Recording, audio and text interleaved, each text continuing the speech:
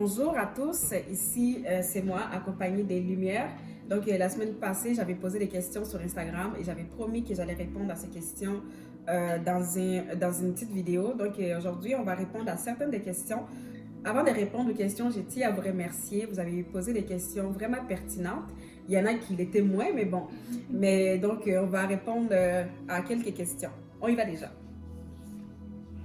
Donc la première question, qui est très importante. En tant que chrétien, est-ce qu'on peut avoir des copains ou des copines? Lumière, réponds à ça. Bon, en tant que chrétien, si on peut avoir des copains ou des copines, moi, ce que je dirais, c'est que des relations qu'on aborde, des relations qu'on a avec un homme ou une femme, ce sont des relations qui doivent nous préparer pour le mariage, ou ce sont des relations qui doivent nous mener vers le mariage. Par exemple, moi, personnellement, je trouve pas ça normal, ou je trouve pas ça genre important de se mettre en couple avec une personne si tu sais que tu ne te vois pas loin avec cette personne, ou si tu sais que tu veux juste t'amuser, tu veux juste date for fun. Donc moi, ça, je trouve pas ça correct. Parce que vous savez ce qui peut arriver, on peut se mettre en relation lorsqu'on a beaucoup des ex ou beaucoup de copains, copines, surtout s'ils nous ont fait du mal, il y a eu des heartbreaks, il y a eu des choses qui sont passées, beaucoup de choses. Ce sont des choses qui vont venir nous influencer plus tard, soit dans le mariage ou même avant de rentrer dans le mariage. Tu vois, quand il y a eu beaucoup de personnes qui t'ont fait du mal, lorsque la bonne personne va venir, tu vas avoir de la difficulté à reconnaître si c'est la bonne personne. Ou si la bonne personne est là, mais que tu n'es pas encore guéri de toutes les blessures qui étaient dans le passé, tu vas faire du mal à la personne qui est censée être la bonne personne pour toi. Donc moi, ce que je dirais honnêtement, c'est que lorsque tu penses que tu es prêt pour le mariage, lorsque tu penses que tu veux vraiment te marier, c'est là que tu peux commencer à chercher. Mais si toi tu te dis tu veux juste date for fun, tu veux juste avoir profiter de ta jeunesse, profiter de la vie, profiter de ça, tu impliques d'autres personnes là-dedans, ça peut finir très mal. Donc, est-ce qu'on peut avoir des copains ou des copines? Moi, je dirais, tant que ça te mène au mariage, tant que toi, le but, c'est que tu veux te marier, then tu peux le faire. Donc, voilà. Exactement. Très bonne réponse. Ok, deuxième question. Pourquoi les femmes aiment les bad boys? Ok. Donc, avant de filmer, j'ai parlé à quelques sœurs qui m'ont donné des réponses à cette question. Et qu'est-ce qui ressort de ça? Donc, je vais m'adresser directement aux frères de l'église. Apparemment, les frères de l'église, vous ne savez pas comment draguer, vous ne savez pas comment gérer les sœurs, donc ils vont chercher les garçons des dehors, parce que les garçons des dehors savent comment les mettre à l'aise, savent comment les donner des compliments, savent comment les sortir, je sais pas. Donc apparemment, vous draguez avec Dieu, oh, Dieu m'a dit, et ça c'est rendu démodé. Les filles, ils disent, ouais, je t'ai vu dans un rêve, Dieu m'a dit que c'est toi, je t'ai vu dans un songe, t'es la femme de ma vie. Donc s'il vous plaît, il faut arrêter ça, il faut vous mettre à jour, ok? Voilà, merci beaucoup. Ok, donc une autre question. Comment tu sais que c'est la bonne personne? Donc ça c'est une très grande question, mais moi je vais parler, je vais donner mon avis par rapport à cette question. Moi qu'est-ce que j'ai envie de dire pour répondre à ça, c'est que premièrement, l'amour, souvent on pense que l'amour c'est sentiment, l'amour c'est qu'est-ce que tu ressens lorsque tu vois la personne, mais en vieillissant j'ai appris que l'amour c'est surtout une décision. L'amour c'est une décision, donc quand tu choisis d'aimer la personne, mais ça veut dire que tu choisis aussi de marcher avec la personne, tu choisis d'être avec la personne dans les bons comme dans les mauvais temps, tu choisis de marcher avec la personne jusqu'à ce que la mort vous sépare. Donc lorsque tu arrives à un moment où que tes émotions ne te dirigent plus, mais que c'est ta tête qui te dirige, c'est là où que tu choisis d'aimer la personne. Et deuxièmement, je dirais que avant d'arriver à cette étape, c'est très important de prendre le temps de se connaître, c'est très important de passer du temps avec Dieu pour savoir à quoi tu es appelé, pour savoir qui tu es, pour connaître ton identité en Christ. C'est très important pour savoir où tu vas, parce que tu ne peux pas être accompagné par quelqu'un si tu ne sais pas où vous allez. Donc si tu sais où tu vas, tu sais quel genre de personnes qu'il te faut pour emprunter le chemin que tu empruntes.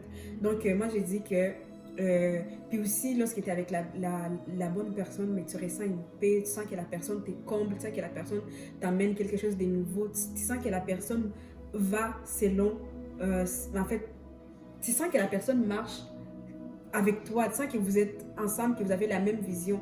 Mais si vous êtes ensemble, vous avez des visions complètement différentes, toi-même tu sais que ce n'est pas ce n'est pas la bonne personne. Donc, et pour finir, je vous conseille fortement de passer aussi du temps avec Dieu, de consulter Dieu.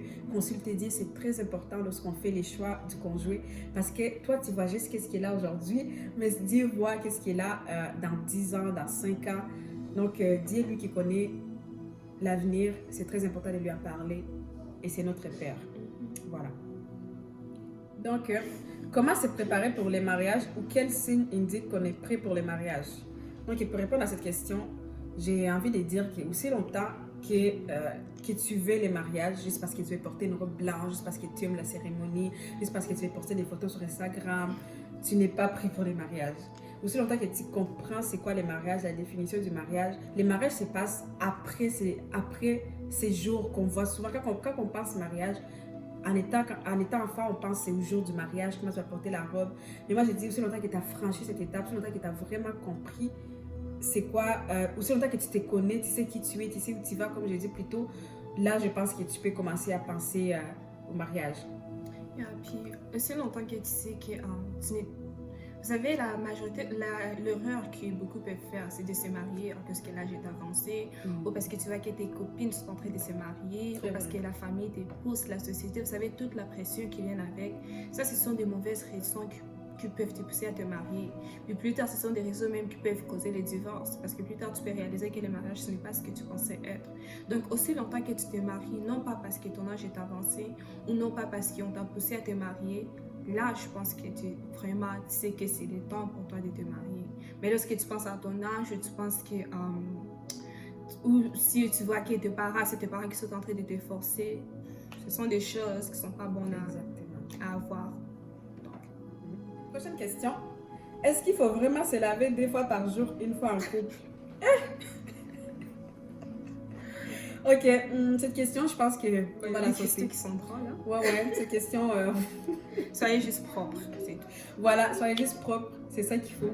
Soyez propre, vraiment. S'il faut vous laver 10 fois, ben après, vous allez payer la facture, hein? Mais vraiment, on passe au next. Ok. Est-ce qu'une fois fiancé, tu peux habiter avec ton gars? Donc, moi, je dis, être fiancé, ben, c'est une partie du processus, mais c'est pas... On n'est pas arrivé à la fin. Aussi longtemps que les gars ne t'a pas honoré devant Dieu et devant tes parents et devant les hommes, tu ne peux pas habiter avec lui. Donc, tu habites avec la personne après le mariage. Ok, prochaine question. How to heal from heartbreaks? Donc, c'est comment guérir des cœurs brisés. Donc, moi, personnellement, je pense que quand tu sais que ton cœur a été brisé, quand tu sais que tu es entré dans une relation toxique, je pense qu'il est très important de prendre le temps pour soi-même, de prendre le temps de passer du temps dans la présence de Dieu, de lire la parole de Dieu, de prier, mais pas aussi ça, mais aussi de prendre le temps de voir si tu as tiré des leçons, des choses qui t'ont brisé le cœur, si tu as vraiment tiré des leçons, de réaliser comment est-ce que c'est arrivé, qu'est-ce qui s'est passé. Tu vois, juste de prendre le temps d'analyser toute la situation.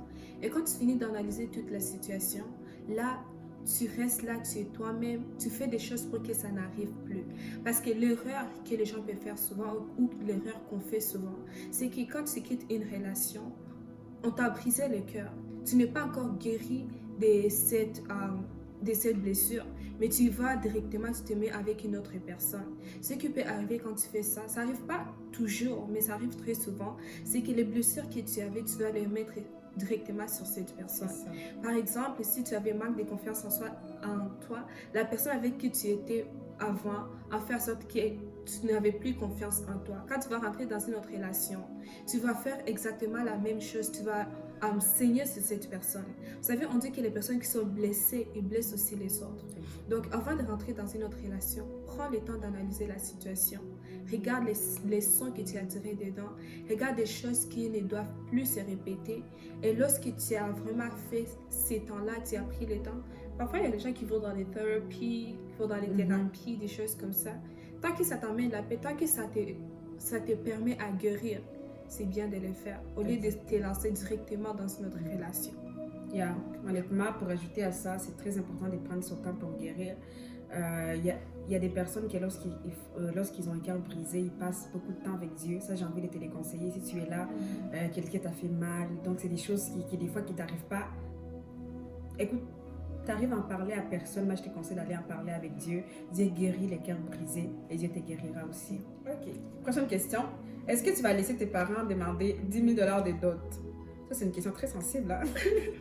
Mais ok, si je réponds à ça, et honnêtement, ça va dépendre. Ça va dépendre. Parce que moi, pour moi, l'effet des dotés, c'est pas acheter une femme, c'est pas acheter quelqu'un, mais c'est vraiment un symbole d'amour. C'est vraiment comme tu montres du respect, puis tu montres aux parents que tu tiens tellement à cette personne que tu as envie de passer le reste du temps avec cette personne. Donc, techniquement, il ne devrait pas avoir des prix. Oh, moi, je vaux 15 000, moi, je vaux 10 000. Parce que finalement, on n'est pas une marchandise. C'est ça, on est des humains. Donc, demander 10 000, ben moi, si les gars ont les moyens de payer 10 000, il est stable. Et s'il enlève 10 000 de ses poches, ça ne va pas vraiment nous faire stagner parce qu'il y a une vie qui nous attend après. Si ça ne va pas nous faire stagner, ok, mais si les gars, tu vois, 10 000 c'est trop, il n'est pas encore très stable, je vais parler un peu à mes parents pour qu'on essaye de réduire, mais je sais qu'avec mon père, ça va être un peu difficile de réduire. Ok, une autre question. Est-ce que la femme peut contribuer à sa dot? Moi, j'ai envie de dire, moi personnellement, je ne sais pas pour Lumière, moi personnellement, j'ai envie de dire que non. La femme ne devrait pas contribuer à sa propre dot parce que, en fait, c'est un signe d'amour et de respect. Et c'est une façon pour l'homme de t'honorer devant tes parents ou devant ta famille. Fait que moi, j'ai dit qu'il doit donner ce qu'il a, mais ça doit absolument venir de lui. Parce que lorsque tu te dotes, ben, c'est comme s'il va dire, de toute façon, je sais pas, j'ai pas fait d'effort parce que c'est toi qui as donné, c'est toi qui as fait ma part. En tout cas, je sais pas, toi tu penses quoi? Non, moi je dirais pourquoi pas. Non, vous savez, ces derniers temps, on va pas se le mentir. Il y a des parents de famille qui abusent avec les histoires des dots. Ils vont demander 20 000 $, je sais pas combien. Mais tu sais, parfois il peut arriver que le mec n'a pas cet argent-là, puis toi tu l'as. Pourquoi pas? Ok. En fait, si moi je les donne, ben, il me rembourse après quoi. On a une autre question. Qu'est-ce qui rend une femme ou un homme insécure dans une relation? Lumière, t'as envie de nous en parler un peu? Bon, ok, moi honnêtement, je pense que c'est quand tu commences à devenir trop sneaky, quand tu es rendu trop sécrétif. Ouais, t'as des secrets. Ouais, quand tu as des secrets, quand tu commences des cachotteries. Tu commences à cacher, quand ton téléphone sonne, tu vas parler en cachette. Ouais, quand tu parles trop à tes ex, il y a des gens qui n'aiment pas ça. Il y a des gens qui trouvent ça, ça les rend insécures parce que tu vois, c'est quand même une personne que tu as eu dans ta vie auparavant. Quand tu commences à parler encore à tes ex, tu vois, tu peux dire bonjour, comment ça va, tu vois, des choses comme ça. Mais quand ça devient trop intense, en tout cas moi, personnellement, je trouve que ça peut rendre l'autre personne insécure. Ok. Ben oui, ben, moi j'ai envie d'ajouter un petit peu, si tu permets. Dans le fond, ben, des ex, oui, c'est vrai que les ex, c'est pas des ennemis, mais en même temps, il faut avoir une limite. Exactement. Parce que vous êtes ex pour une raison. Donc, pour ne pas rendre la personne avec qui tu es aussi ex, il faut laisser les ex rester dans les ex. Donc c'est vrai que des fois, tu sais, on peut vouloir reparler à la personne avec qui tu as une relation avant cette personne avec qui tu es. Mais il faut savoir que des fois, ça se fait que tu réveilles des choses qui sont endormies, ça se fait que tu réveilles des sentiments. Donc c'est très important pour respect. Ben, en fait, en signe de respect avec la personne avec qui tu es, c'est important d'être ouverte, c'est important de ne pas avoir des secrets, c'est important de tout dire, surtout si tu veux aller dans le mariage avec cette personne, il faut vraiment être ouverte. Ouais. Est-ce qu'on a oublié quelque chose? Ben, je pense que c'est ça. Puis aussi parler trop à plusieurs personnes de l'autre sexe. Moi, je trouve ça, honnêtement, ok. Moi, si j'ai un gars, et là, il commence à parler à toutes les femmes. Ouais. En tout cas, moi, honnêtement, ça me ferait pas du bien. Il commence à parler à toutes les femmes. Il leur parle des sujets qui sont sensibles. Il leur parle juste comme ça. Tu vois, n'importe comment. Moi, honnêtement, c'est... En tout cas, je serais pas contente pour ça. Ouais. Exactement, vraiment, les relations, c'est vraiment une question de respect. Parce que si tu respectes la personne, mais tu ne vas pas rendre la personne insécure, tu vois. Si tu veux être avec la personne, mais démontre que tu as choisi la personne et que tu veux marcher avec la personne. Parce que lorsqu'on ajoute une troisième personne dans une relation, que cette troisième personne, ce n'est pas Dieu, ça devient toxique. C'est ça. Il y a... mais aussi une dernière chose, c'est qu'une relation doit se baser aussi sur la confiance. Dis-nous, maman. Donc, il faut faire confiance à la personne avec qui tu es, tu comprends. Mais aussi, l'autre personne doit donner une raison de lui faire confiance. Tu comprends? La confiance ne doit pas être aveugle. C'est pas parce que tu fais confiance à cette personne que la personne doit faire n'importe quoi qu'elle veut. Elle va se dire, oh, l'autre personne me fait confiance, donc je peux faire comme je veux. Non. La confiance, c'est quelque chose qui s'est construit, tu comprends? C'est quelque chose qui s'est construit. Tu ne peux pas être trop sneaky, tu parles à tes ex chaque jour, matin, midi, soir, puis là, tu vas espérer que l'autre te fasse confiance. Non, donc, cette confiance doit se bâtir. Puis lorsque cette confiance est déjà là, elle doit rester là. Yeah, parce qu'une fois perdue, la confiance est très difficile à regagner. C'est très, très difficile à regagner.